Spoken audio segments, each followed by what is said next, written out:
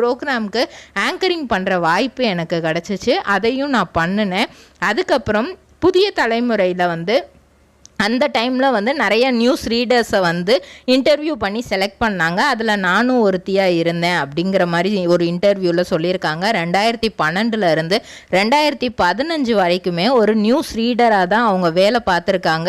இந்த சமயத்தில் அவங்களுக்கு ஒரு பட வாய்ப்பும் வந்திருக்கு. அதுதான் 1000 முத்தங்களுடன் தேன்மொழி அப்படிங்கிற படம். அந்த படம் 2012 பண்ணியிருக்காங்க. அதில் அக்ஷரா அப்படிங்கிற ரோல் பண்ணுறாங்க. அதுக்கப்புறம் 2015 நியூஸ் ரீடராக இருந்த அந்த லாஸ்ட் வருஷத்துல இவங்களுக்கு சென்னை உங்களை அன்புடன் வரவேற்கிறது அப்படிங்கிற ஒரு படத்துல வினோதினி அப்படிங்கிற கேரக்டர் கிடைச்சிருக்கு. ரெண்டுலையுமே சும்மா கேரக்டர் பாக்கு மட்டை தயாரிக்கும் மிஷின் கிடைக்கும். அதற்கான ரா மெட்டீரியல்ஸையும் வருடம் முழுதும் நாங்களே சப்ளை செய்து வருகிறோம். நீங்கள் செய்யும் தட்டுகளை நாங்களே எடுத்துக்கொள்கிறோம். அதற்கான லோன் வசதியும் செய்து தருகிறோம்.